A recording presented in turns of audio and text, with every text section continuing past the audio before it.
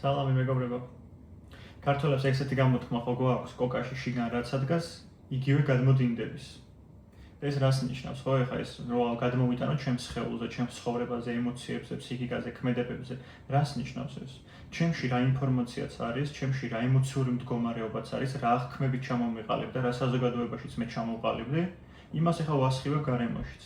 მე განსხვავებულს ვერაფერს ვიტყვი და განსხვავებულს ვერაფერს გავაკეთებ იმისგან, რაც ჩემში შეიძლება არ არსებობდეს.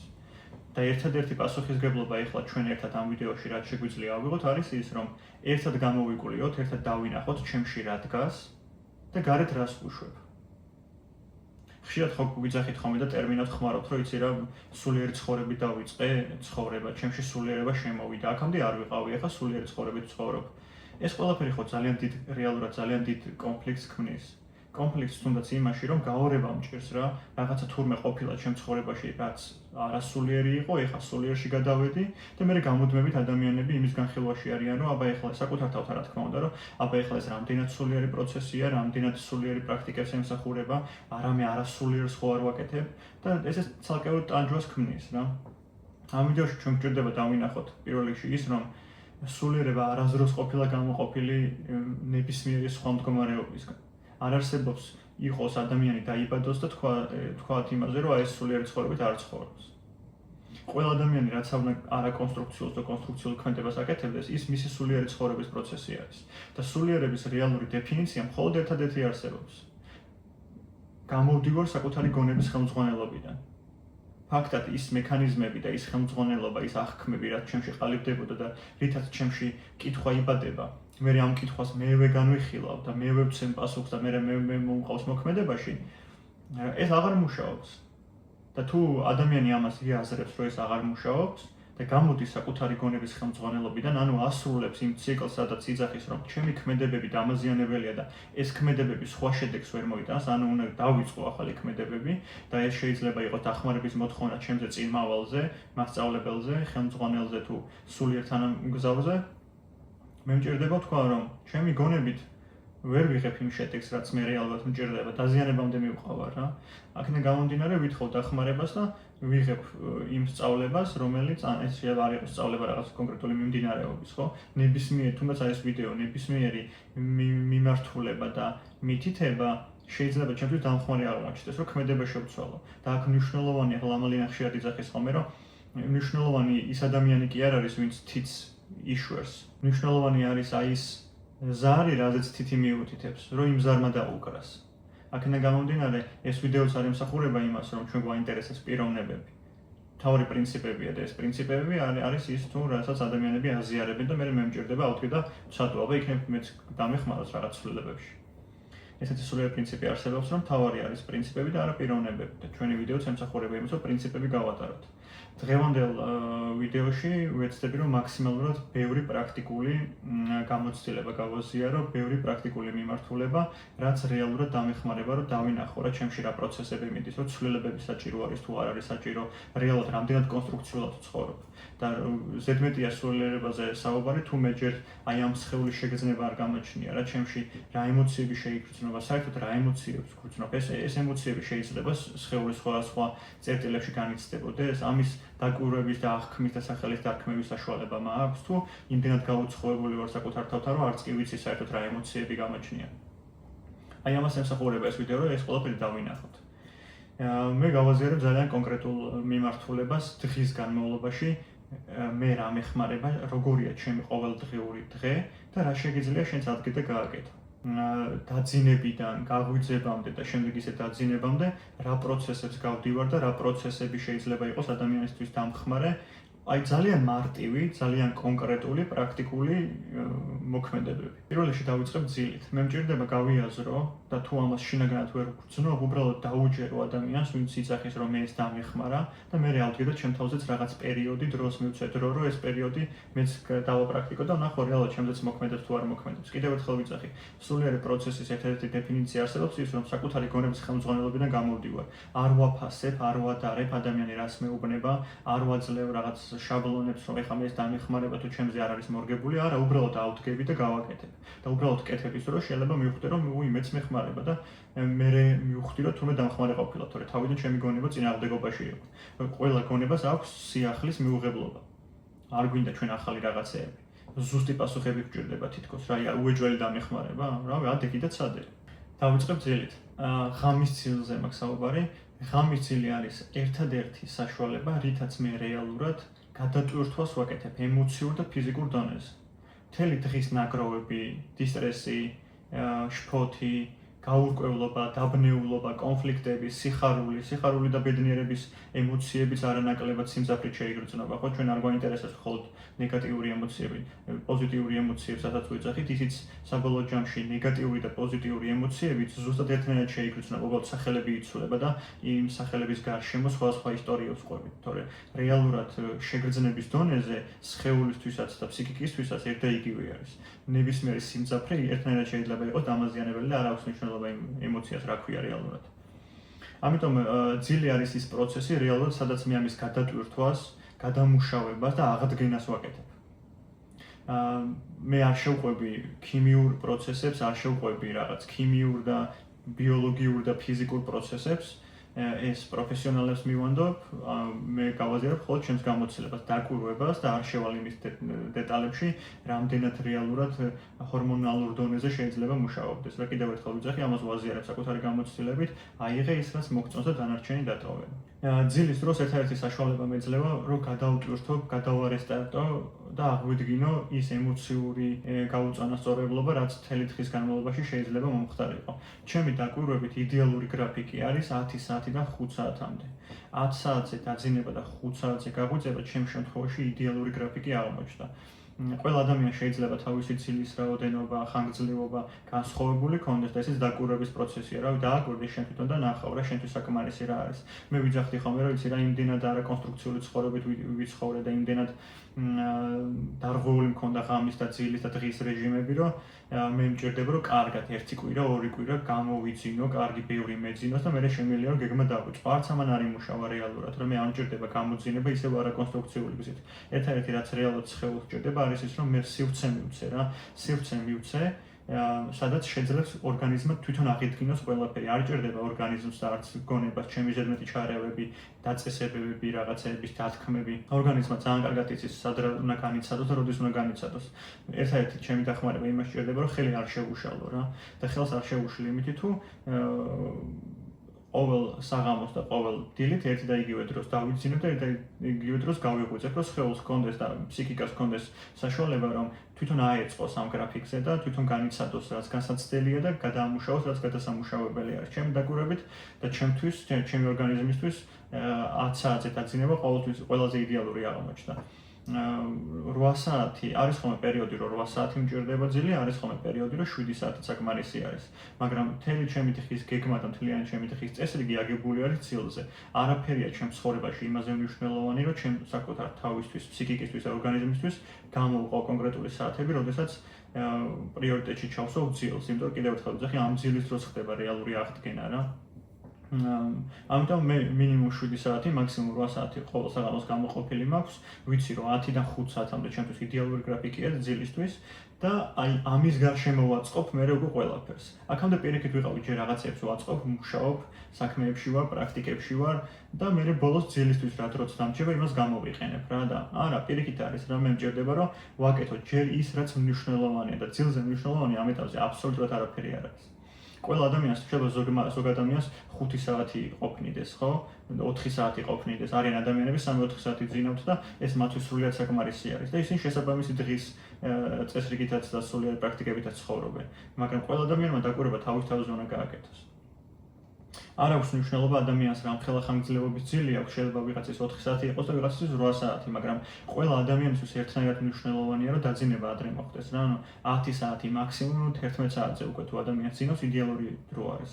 და რა თქმა უნდა, მზის ამოსვლამდე რომ გავიღვიძო, მზე როცა ჩადის მეც ვიძინებ, მე დავიმზადები უკვე დასაძინებლად და მზეც რო ამოდის, მეც იმასთან ერთად ვიღვიძებ და შევდივარ ყოველდღიურ ცხოვრებაში. მათთვის ვისაც ძილი უჭირს, რა თქმა უნდა, ყველაფერი ჩვევა არის აბსოლუტურად ადამიანის ნებისმიერი ქმედება, გადაწყვეტილებები და აღქმები უბრალოდ ჩვევები არის რა, ამას ხვდები თუ არ ხვდები, ჩვევებზე ვართ დამოკიდებული. მთლიანად ჩვევებისგან შევდგებით. აქედან გამომდინარე, მე მჭირდება რომ გავაკეთო რაღაც ისეთი განსხვავებული, რაც აქამდე არ გამიკეთებია და ჩემი გონების აკვიატებას რო იცი რამე არ შემიძლია ასე ადრე დაძინება და ასე შემდეგ, ამას უბრალოდ დიდი მნიშვნელობა არ მივანიჭო რა, რომ კიდევ ერთხელ ვიძახე, უბრალოდ ვაკეთო რაღაცეები. ჩემი გრაფიკი ესეთი არის, რომ 10 საათზე უკვე მძინავს და დილით დაახლოებით ესე 5 საათზე ვიღვიძებ. ვისაც ძილი უჭირს, მათთვის ვიტყვი ესეთ რაღაცას, რომ ძალიან მნიშვნელოვანია, რომ ოთახში გამუდმებით იყოს სუფთა ჰაერი, ოთახი გამუდმებით ნიავდებოდეს. რაც არ უნდა ცივი დღე იყოს, ფანჯარა ოდნავ ღია ყოველთვის დატოვე. დატოვე იმისთვის, რომ სუფთა ჰაერი ყოველთვის შემოდიოდეს. პირიქით ღრმა ძილისთვის იდეალურია თუ ოთახში არის გრილი ტემპერატურა.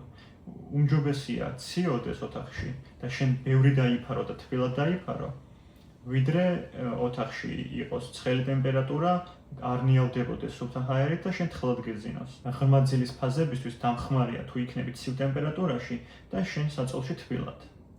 ძალიან დამხმარე არის ასევე თვალების ნიღაბი, ძილის სათვალეები, საწოლის სათვალეები, იმისთვის რომ ერთი რომ მელატონინი მაიმუშაოს და გადავიდეთ ღრმა ძილის ფაზებში და ასევე ტვინი არ არის გამუდმებით გათიშულ მდგომარეობაში, ხო, სანამ ჩვენ ღრმა ძილის ფაზაში შევლოთ, მაქამდე გონებაში სულ რაღაც ინფორმაციის გადამუშავება მიდის და აი იმისთვის რომ გონება გადავიდეს ღრმა ძილის ფაზაში და გონებამ რეალური აღდგენა დაიწყოს, ამისთვის სრული სიბნელეა საჭირო, რაც ნუ დღის განმავლობაში კი არა, არც ღამის განმავლობაში არ გვაქვს.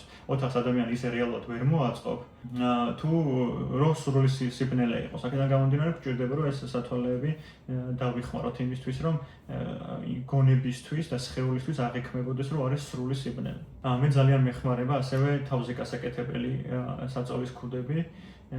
ოთახში საკმაოდ გრილი ტემპერატურაა განსაკუთრებით ზამთარში, ამიტომ თვალების ასახვევთან დაკავშირებით დამატებით ასევე თავზე ასახვევს ან რამე ქუდს, ისეთი რომ იყოს ბამბის ქსოვილი და სუნთქვადი, რა თქმა უნდა, თავმე სუნთქოს. ამასაც ძალიან დიდი მნიშვნელობა აქვს, რომ ესეთი ცადო და შეიძლება დაგეხმაროს. ასევე ძალიან მნიშვნელოვანია მეგობრებო, რომ ოთახი ვაქციოთ წმინდა ადგილად. წმინდა ადგილად ქცევას ნიშნავს იმას, რომ შევიტანოთ სისუფთავე და მოწიწება. სისუფთავე და მოწიწება ნიშნავს იმას, რომ ჩვენი დამოკიდებულება შევცვალოთ იმ ოთახის მიმართ. ის ოთახი არის სივრცე, სადაც რეალურად მთელი ჩვენი ემოციების განცდა, სხეულებრივი დაჭიმულობის მოხსნა, მოსვენება და დასვენება ხდება. იმ ოთახში არ შეიძლება მე ვიარო იმ ტანსაცმლით, საწოლზე წამოვწვე იმ ტანსაცმლით, რაც გარეთ ვიხმარე, ისი ბინძურე შევიტანო ოთახში, იმ ფეხსაცმლით შევიდე. მე მჭირდება რომ მოწიწება გამოვიჩინო ამ ოთახის მიმართ. ოთახში რო შეხვალ, მიესალმე ოთახს. სიყვარულით მოეკიდე, ოთახით რო გამოხვალ დაემშვიდობე. საწოლს რო ასწორებ, უბრალოდ კი ნუ ასწორებ იმის გამო რომ უნდა გაასწორო. ის საწოლი არის სივრცე, სადაც მთელი შენი ორგანიზმის გადამუშავება და მთელი შენი ემოციების გადამუშავება ხდება. ის საწოლი არის სივრცე, სადაც მთელი შენი ორგანიზმის დასვენება და ემოციების გადამუშავება ხდება. ყველაზე დიდ დროს სადაც ვატარებთ, რეალურად საწოლი არის და ყველაზე მნიშვნელოვანი დრო რეალურად მთელი ჩემი ფსიქიკისთვის და სხეულისთვის ყველაზე მნიშვნელოვანი პროცესები ამ საწოლზე მიდის. და არ შეიძლება ამ საწოლს უპატივცემლად მოვექცე. მე მჯერდება რომ მოწიწებით, სიყვარულით, მადლიერებით მოვექცე ნებისმიერი ჩემი შეხება ამ საწოლზე და ამ საწოლიდან გადმოსვლა მადლიერებით იყოს. აქედან გამომდინარე, ნუ იხმარ საგარეო ტანსაცმელს საწოლთან და ოთახთან ურთიერთობისას. ფეხზეც იგივე ფეხსაცმლით ნუ შეხვალ სახლშიც და ოთახშიც. გამოიჩინე მოწიწება და პატივიცემ ამ ოთახის მიმართ. ძალიან მნიშვნელოვანია, რომ შენი პატარა კუთხე ქონდეს ოთახში, სადაც შენთვის მნიშვნელოვანი ნივთები იქნება. შეიძლება ხატი იყოს, შეიძლება სალოცავი კუთხე იყოს, შეიძლება სარკმელი იყოს, შეიძლება უბრალოდ სანთელი იყოს, სურნელოვანი სანთელი იყოს, ქანდაკება, მალა, ნებისმიერ რაღაცა. რასაც შენ პატივს ცემ და შენთვის რაც მნიშვნელოვანია, ქვა არის, კრისტალი, ზარი არ აქვს მნიშვნელობა. შენთვის რაც არის ძვირფასი მეგობრის სურათი, საყვარელი ადამიანის სურათი, საკუთარი თავის სურათი, ნახატი, ქმნილება რაღაცა, რასაც შენ სიყვარულით და საკუთარ თავსთან აიდენტიფიცირებ, იგივე ეს ნივთების და კუთხე გააკეთო, სადაც აი ეს კუთხე იქნება სალოცავი და საიმიტაციო კუთხე. ძალიან მნიშვნელოვანია, რომ ოთახის სივრცეში მაქსიმალურად 4 ელემენტი შევიტანო. 5 ისედაც იქნება თავისთავად ცოტა ხანში გავაზიარებ მეხუთე სივრცეზე, ასევე ვიტყვი.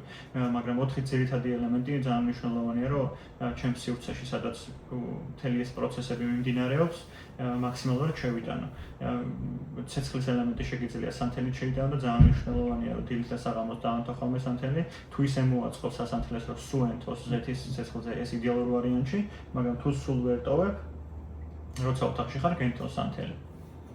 მიწის ელემენტი შეგიძლია შეიტანო იმითი, რომ ყვავილი შეიტანო ოთახში ქოთანი, სადაც ბუნებრივი მიწა იქნება, ასევე ფეხში შველმა სიარულმა შეიძლება მოქცეს ის მიწის ელემენტის განცდა, მაგრამ იდეალურად მუშაობს, თუ ყვავილი ქოთანი გექნება, რასაც მოუვლი პატივისცემას გამოხატავ, მადლიერებას გამოხატავ, იჟანგბას გაძლევს, შენ წყალს აძლევ და აი იმ წყლის და მიწის ელემენტის ურთიერთობა ყვავილი გაძლევს ამ მადლს, რომ წყლის და მიწის ელემენტი შეიტანო ყვავილთან ურთიერთობაში. ასევე წყლის ელემენტი ძალიან მნიშვნელოვანია, რომ კონდეს შენი ცალკე ჭურჭელი, საიდანაც წყალს მიერთმევ ხოლმე დილაობით თუ საღამოს და ეს არ იყოს საზიარო ჭურჭელი, კონდეს შენი ბოთლი ან ჭურჭელი, სადაც ამ წყალს ოთახის ტემპერატურაზე დააყენებ და შემდეგ მიერთმევ ხოლმე. ასევე წყლის ელემენტი შეიძლება შემოიტანოს თუ ადამიანი რომელიმე კონკრეტული რელიგიის მიმდევარი არის, ნაკურთხი წყალით შეგვიძლია შემოიტანო ეს ელემენტი. ფაერის ელემენტს რაც შეეხება, ეს წერან უკვე ვთქვი, ფანჯარა იყოს მუდამ ღია. არ შეიძლება რომელიმე ამინდი იყოს იმის გამამპირობებელი, რომ ფანჯარა დაიკეტოს. გამუდმებით სუფთა ჰაერმა უნდა იმოძრაოს ოთახში და თუ ეს იქნება სიგრილე, არ აუშვებს იყოს სიგრილე, მაგრამ შენ ჩაიცვი ან დაიფარის, რომ თბილად იყო, მაგრამ ოთახში იყოს სიგრილე. და რაც შეეხება ახლა ბოლო მეხუთე ელემენტს, სივრცის ელემენტი, ხო ეს? ჩვენ გამუდმებით უსარგებლო ნივთებით გვაქვს გამოტენილი ოთახი როგორც წესი რა. შეიძლება მიხვდე, რომ უამრავი ნივთი ან ტანსაცმელი გაქვს, ან წიგნი გაქვს ისეთი, რომელიც 6 თვეა დაახლოებით არ გამოგიყენებია. აი სანამ ამ პრაქტიკებში შეხვალ ძალიან მნიშვნელოვანია, რომ შენ ოთახში ყველა ნივთი აბსოლუტურად გადმოალაგო და დაუსვა შენ თავს კითხვა. რავი, 6 თვეა იხმარე ეს ნივთები? თუ დაახლოებით 6 თვე არ გიხმარია, დიდად სავარაუდოა, რომ კიდევ 6 თვე არ იხმარ, მე კიდევ 6 თვე არ იხმარ, ამიტომ გამოანთავისუფლე სივრცე საჭირო ნივთებისთვის და გააჩუქე მადლიერებით გაეცი, ან თუ გადასაყრელია გადაყარე არასაჭირო ნივთები, ის რასაც არ იყენებ. ის ნივთები, იმ ნივთებთან ჩვენ რეალურად მიჯაჭვულობა გვიჩნდება. შენ არ იყენებ და ვერც ყრი, იმიტომ რომ რავი, იქნებ სადმე დამჭირდეს, იქნებ ერთ წელში გამომადგეს. ეხლა 6 თვე არ მიხმარია, მაგრამ იქნებ სადმე დამჭირდეს, ან ახლობელი ადამიანის ნაჩუქარი, ან საყვარელი ნივთია, ძვირფასი მოგონებები მაქვს. ეს ყველაფერი მიჯაჭვულობები არის. ჩვენ ამ ციკლიდან ვერ გამოვალთ, თუ ელემენტარული ნივთების მიმართ არ გაგვაჩნია გაშვების შესაძლებლობა. ისე მიჯაჭვულობებით ვართ სავსე. ამიტომ გადმოალაგე ყველა ნივთი და რომელიც დიდი ხანი არ გიხმარია, მადლიერებით გაუშვი, გააჩუქე, გაანთავისუფლე სივრცე ახლისთვის. და არა მარტო ახლისთვის. შეიძლება ახალი სულ არ შემოვიდეს, ხო, მაგრამ სივრცეა რა, მეტი აღქმა ოთახის, თითქოს მეტი ადგილია იქ შენთვის და შენი მაღალი ძალისთვის, როგორც ჩვენ გესმის, ხო? მე მაქონია შეგრძნება ისეთი, რომ ჩემი გონება იმდენად გადატენილი არის არასაჭირო ფიქრებისგან, იმდენად მოცული ვარ საკუთარი თავით და საკუთარი ცხოვრებით, რომ თითქოს აი სულ რაღაც დეტალებს ვაგვერდები და იქ არანაირი ასაღი აზრის სივრცე აღარ არის რა. იმდენი ქაოტური ფიქრი შემოვიდეს, რომ იქ ღმერთის ადგილიც კი აღარ არის. სად უნდა შემოვიდეს საღი აზრი, როდესაც მე 1000 სიგიჟით ვარ გადატენილი. როგორც ჩვენ მედიტაციის, ლოცვის და სხვა პრაქტიკის საშუალებით გონებას ვანთავისუფლებთ და არასაჭირო ფიქრებისგან და იქ შემოდის მე ეს სიბრძნე და საღი აზრი ღმერთის აზრით, ხო?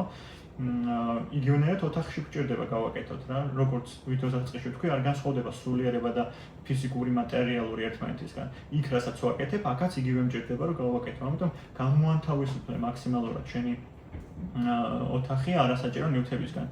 და ნახავ რა უფრო თავისუფლად დაიწყებს სუნთქვას, რა უფრო ღრმად დაიწყებს სუნთქვას და ხელებსაც უფრო მეტად გაშლი. რა შენი ადგილი გამოჩნდება. ეხლა შენი ადგილი შეიძლება არ არის ოთახში.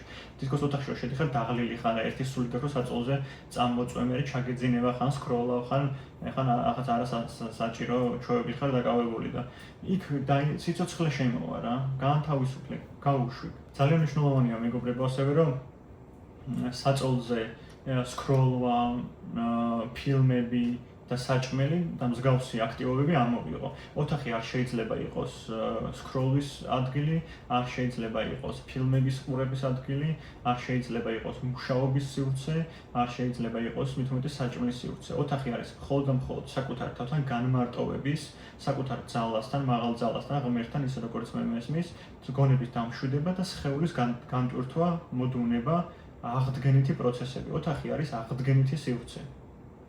და იმ ოთახში არ შეიძლება მე ვსკროლო, არ შეიძლება ფილმს უყურო და 1000 აქტივობა, რითაც მე საკუთარ თავს ვწყდები. ოთახში რო შევდივარ, მჭირდება რომ მადლიერებით შევხვდე ამ ოთახს, იმიტომ რომ შევდივარ სივრცეში, რა სივრცეშიც საკუთარ თასთან ყველაზე მჭიდრო ურთიერთობაში ვარ. მით უმეტეს ძილის დროს. ჩვენ ვერ ვისწავლით კონსტრუქციულ და აღდგენით ძილს, თუ ძილის წინ სკროლით ვარ დაკავებული, ან წიგნის კითხვით ვარ დაკავებული, ან მუსიკის მოსმენით ვარ დაკავებული. ეს ყველა აქტივობა რეალურად ჩემი ყურადღების განფანტავია, რა საკუთარ თავთან დარჩენა რო არ შემიძლია, მაგით ვხმარობ ამ ყველა აქტივობებს და ძალიან მარტივია რომ ოთახში თქვა, რომ აი ეს ყველა აქტივობა ოთახში არ იქნება, რა ოთახის გარეთ გავაკეთებ ყველაფერს, კი ბატონო, მაგრამ ოთახში მხოლოდ ვარ მე, საკუთარ ემოციებთან, საკუთარ სხეულთან, ღმერთთან და სიმშვიდესთან ერთად და ვაკეთებ ჩემს იმ პრაქტიკებს, რაც მეხმარება რეალურად, რა დაუკავშირე საკუთარ თავს. ეს ყველა პრაქტიკა, რასაც ვაზიარებ, ემსახურება იმას, რომ საკუთარ თავის გაუცხოებისგან გამოვიდე, რა საკუთარ თავს დაუკავშირდე. და ამაში პირველ რიგში ჩემი სივრცე, სადაც ვცხოვრობ, სადაც მძინავ, სადაც ვიღვიძებ, ეგ სივრცე მეხმარება. ამიტომაც ვიძახი, რომ უნდა ვაქციო ეს მე წმინდა ადგილად. დილით რო გაიღვიძებ, ნუ მოკიდებ ტელეფონს პირველი ხელს. ნუ იქნება ის ნივთი პირველი, რითაც გონებას დაიბინძურებ. ჩვენ დასაწყისში ვთქვით, რომ კოკაში რაც დგას, იქიდანაც ის გადმოედინების, ხო? და დილა როგორ გინდა დაიწყო კონსტრუქციულად, თუ ტელეფონი არის ის და ტელეფონში არსებული ინფორმაცია არის ის, რასაც შენ პირველი შენს ორგანიზმში და გონებაში და ფსიქიკაში უშვებ. დილით რო გაიღვიძებ, აიღე 5 წუთი. დააკვირდი საერთოდ როგორ საიდან მოდის ეს ფიქრები, პირველადი ფიქრები სად დაიწყო, საკუთარ თავის დასახელება, აღქმა, ოთახში ვარ, ირაკლი ვარ, ეს მაცვია, ამას ვხედავ, ეს ხდება, ეს ყველაფერი ინფორმაციები თავიდან არ გაქვს რომ გაიღვიძებ. თუ არა დააკვირდები, დილით რო იღვიძებ, ეს ინფორმაცია არ არსებობს. უბრალოდ შენ ვერ აფიქსირებ, რომ ნულოვანი წერტილიდან ირაკლობამდე რა გზასაც გადიხარ, გაღვიძებისას, ამას ვერ აფიქსირებ. და 5-10 წუთი აი მაგას დავუთმე, აბა დილით რო გაიღვიძებ, დააკვირდი, სად შემოვიდა პირველი ფიქრი, პირველი იდენტობა სად გააკეთე ამ სხეულთან, ოთახთან, სახლთან, ქვეყანასთან, ფიქრებთან, სად დაიწყო ის ფიქრები, რომ აუ დღეს ეს მაგას აკეთებელი, ეს ყავს სანახავი, ეს მაგას ალაპარაკო. სანამ ეს ყველაფერი დაიწყება, დილით თვალს როგორც კი გაახელ. პრინციპში სანამ თვალს გაახელ. შეგიძლია რომ ეს ყველაფერი ამ ყველაფერს დააკვირდე, სად გაჩნდა პირველი ფიქრი და პირველი ფიქრი რო გაჩნდება, რომ აი ეს მაგას აკეთებელი, ამ ფიქრს ნუ მიანიჭებ მნიშვნელობას. ეს ფიქრები რო დაიწყებს შემოსვლას, შენ ლოცვაში გარდაქმენ. და თქვი რომ მადლობა ღმერთო ამ სხეულისთვის, გონებისთვის, ცნობიერებისთვის, მოეფერი შენს თავს. შეიგრძენი სხეული. მოკიდე ყველა წერტილს ხელი და თქვი მადლიერება რომ ხარ ამ სხეულში. მადლიერი ვარ ახალი დღის, გაღვიძების და ახალი შესაძლებლობების. აი ამითი მოეფერე საკუთარ თავს და შემდეგ შეგიძლია ადგე. თუ კონკრეტული ლოცვების პრაქტიკა გაქვს, ლოცვები წაიკითხე, იმედიტირე. სულ რაღაც რეალურად გჭირდება, რაღაც 9 საათზეა ხო აქ საუბარი თუ 40 წუთზე. გააკეთე შენ ის პრაქტიკები, რაც ყოველდღიურ ცხოვრებაში გეხმარება, რომ დაუკავშირდე საკუთარ თავს და მაღალცნობიერებას. და იმ ყველაფერს რო გააკეთებ, შეხვალ მე აბაზანაში თავს მოიწესრიგებ. ასევე ძალიან მნიშვნელოვანია, რომ კონტრასტული შხაპი გააკეთოს ადამიანმა. ამბობენ, რომ 11 საათამდე ყველაზე იდეალური არის. აი, როდესაც ამოწურე შენი რუტინა, ილოცე, იმედიტირე და შეხვედი მოსაწესრიგებლად, ძალიან მნიშვნელოვანია, რომ კონტრასტული შხაპი გააკეთო. კონტრასტული შხაპი არის ის, რომ ჩვეულებრივად რუტინას როგორც გადაივლებ წყალს, როგორც ბანავ, იგივენაირად იბანავ, უბრალოდ როცა სანამ დაასრულებ, რაც უნდა სიცხე ან ცივი ამინდები იყოს, მნიშვნელოვანია, რომ კარგად ბლომად ცხელი წყალი მიიღო, კარგად ჩათბეს ორგანიზმი და მე უცებ ცივზე გადაართო და ეს არის კონტრასტი რა ცხელიდან ცივზე. არ არის აუცილებელი რომ გაიჭირო და საკუთარ თავს იძალო და იმდენი ხანი გააკეთე, რამდენი ხანიც შეძლებ, საბოლოო ჯამში 15-20 წამი საკმარისი არის რა. დააკვირდი რომ თუ გაგიჭირდება და ორგანიზმი დაიჭიმება, იმიტომ გიჭირს რომ სუნთქვას იკავებ. დააკვირდი მაგ პროცესში რომ ეს ცივი რომ შეგეხება და პატარა სპაზმი ექნება ორგანიზმს, მოდუნდი რა სუნთქვით მოადუნე ორგანიზმი. პირიქით სუნთქვა შეგეკრება, მან და მოისუნთქე, ისუნთქე ღრმად, მშვიდად და ორგანიზმის მოეცი მოდუნების საშუალება. აი დაახლოებით რას გავს იცი რომ ხო ყოფილა რომ ძალიან ცივ ამინდში გარეთ გასულ ხარ და უცებ კანკალს დაგაწყებინებს. თუ დააკვირდები რომ გაკანკალებს, აი იმ მომენტში თუ ღრმად ჩაისუნთქავ და ამოისუნთქავ და ოდნავ მოდუნდები და მხრებ ჩამოუშვებ, მიხვდები რომ არ ცივა თურმე არ გაგანკალებს, უბრალოდ სხეულის პირველადი რეაქცია იყო და მეც იმდენად დავიჯერე ეს სხეულის რეაქცია, რომ მთელი დღეა მე რო განკალებ რა და მგონია რომ აი ხარ რო წვიმს არ რო ცივა უნდა ვიგანკალო და მეც ჩვევა რა ესეც ინსტინქტი არის, ჩვევა, ნებისმიერი ჩემი მოქმედება რეალურად ჩვევაა და ეს კანკალიც ჩვევა არის. ამიტომ შენც რო ცივი შხაპის ქვეშ დგები და არ მოგწონს, ეგეც ჩვევა არის. და ამ ჩვევას შეგიძლია რომ სუნთქვით დაარეგულირო. ღრმად შეისუნთქე, ამოისუნთქე, მხრები ჩამოუშვი, დააკვირდები რომ მხრები აწეული გაქვს, მხრები ჩამოუშვი და ნახო როგორ მოძუნდება თავისთავად ორგანიზმი. ორგანიზმმა ყველაფერი ძალად იცის. ჩვენთან თუ გჭირდება ჩვენ ჩვევებით ხელი არ შევუშალოთ. ჩვევები არ მოვახვიოთ თავზე რა. და ძალიან მნიშვნელოვანი არის რომ ამ კონტრასტული შხაპის ქვეშ აი ეს 10 წამით, 15 წამი, 20 წამი რამდენი ხანი შეძლებოთ გახარ. გაიმეორო ეს სიტყვები რა, ძალიან მნიშვნელოვანი არის რომ ჩემი გული სავსეა სიყვარულით, ჩემი გონება მშვიდია, ჩემი სხეული ჯანმრთელი. მე ვიღებ როგორც თბილს, ისევე გრილს, როგორც ცივს, ისევე ცხელს. მე ვიღებ ყველაფერს, რასაც სამყარო მთავაზობს. მადლიერი ვარ ამ სხეულის, გონებისა და ცნობიერების. შენებური სიტყვები რა, რამე დასაზეპირებელი კი არ არის. შენი მადლიერება გამოხატე რა, რომ მხოლოდ ცხელი კი არ არის კარგი და ცივი ცუდი, არამედ სამყაროს მოცემულობა რაც არის, ყველაფერი ერთნაირად საჭირო არის და ყველაფერს ერთნაირად ვიღებ, არ განვარჩევ ერთის მეორისაგან. აი ეს мотиваცია ძალიან მნიშვნელოვანია რომ გამოვთქვა. და მე შეიძლება გააგრძელებ შენი დღის რუტინას იმას, რაც გასაკეთებელი გაქვს. და იაბაზაინდა რომ გამოხვალ, მე შეგიძლია უკვე გახვიდე გარე საზოგადოების კომუნიკაციაში, აიღო ტელეფონი, გადახედო სიახლეებს და ჩაება შენს ყოველდღიურობაში. მაგრამ დაუთმე საკუთარ თავს გაღვიძებიდან ტელეფონის აღებამდე 1 საათი დაახლოებით, ხო? მაქსიმუმ 1 საათი, სადაც აი ყველა პრაქტიკას გააკეთე. და შემდეგ მიხედე შენს ყოველდღიურ ცხოვრებას. 5 საათზე და 6 საათზეც იმიტომა გაღვიძება აუცილებელი, რომ მე აქამდე სულ ვიცახდი, რომ ეს ყველაფერი რო გავაკეთო ამ დროს ადღა არის რა. მე ძილს ვაკლებდი ამ დროს, ან სამსახურისთვის უნდა მომეკლო ეს დრო. და რეალურად მთელი ამბავი მაგაში მდგომარეობს, რომ თუ დავიძინებ ადრე და გავიღვიძებ ადრე, ყველაფრისთვის დრო მაქვს. მე დრო არასდროს არ მყოფნის და ესეთი სულიერი პრინციპი არსებობს რა. თუ დრო გჭირდება, უნდა გამონახო. თუ იტყვი რომ თუ დრო მექნება, მე გავაკეთებ, ეგ დრო არასდროს არ გექნება. თუ დრო გჭირდება, უნდა გამონახო. და დრო გამონახო ამისთვის გჭირდება რომ ადრე დავიძინო, ადრე გავიღვიძო და მე ვაცნობიერებ რომ უამრავი დრო მაქვს რა. უამრავი რაღაცისთვის მრჩება დრო. დღის განმავლობაში რომ მიხედავ საკუთარ გამოცდილებებს, ნუ დაგავიწყდება რომ 2 წუთიანი პაუზები გააკეთო. შეიძლება დღის განმავლობაში არ გაქვს დრო იმისი რომ დღეში რამოდენიმეჯერ 9 საათი მედიტაციას დავუთმო, ხო? დღის განმავლობაში შეიძლება საპირფარეში იყოს სამსახურის სივრცეში, შეიძლება სეირნობისას, შეიძლება ერთი პუნქტიდან მეორე პუნქტის გადაადგილებისას, მანქანაში და ასე შემდეგ. აი, რასაც არ უნდა გაკეთებდე, როცა გაგახსენდება. 2 წამი შეჩერდი, მოძრაობაში აჩერდი და უბრალოდ ცაში აიხედე რა. დღეში იმდენჯერ ამდენჯერაც გაგახსენდება, შეჩერდი, ყველანაირი მოძრაობა გააკეთე. თუ დადიხარ, გაჩერდი უბრალოდ. თუ საუბრობ, გაჩერდი და ცაში აიხედე. 2 წამი დააკვირდი იმ მომენტს, როდესაც არც ფიქრები, არც ემოციები, უბრალოდ შენ და ცხარ. აი ამ ეს პრაქტიკა გააკეთე, რაც შეიძლება ხშირად. ხანგრძლივობას არ აქვს მნიშვნელობა, მაგრამ სიხშირეს მნიშვნელობა აქვს. რაც შეიძლება ხშირად გააკეთე პაუზა და უბრალოდ ცაში აიხედე. მე გააგრძელის რაც წაკეთე. საღამოს სახლში რომ მოხვალ, პირველი რაც უნდა გააკეთოს ადამიანმა არის ის, რომ განთავისუფლდე იმ სამოსისგან, რაც მთელი დღის განმავლობაში ატარე. და ოთახში ნუ შეხვალ ამ სამოსით. გამოიცვალე, გაიბანე და შემდეგ შეგიძლია ოთახთან გქონდა შენი ურთიერთობა. წამოწვე, დაისვენო, ისევ მადლიერებით შეხვიდე ოთახში. ძალიან მნიშვნელოვანია, რომ როდესაც ივახშმებ და შენს საღამოს რუტინას ამოწურავ, ძალიან მნიშვნელოვანია, რომ ძილის წინ ასევე ტელეფონი, წიგნები, მუსიკა და ფილმები დავივიწყო, გვერდზე გადავდო.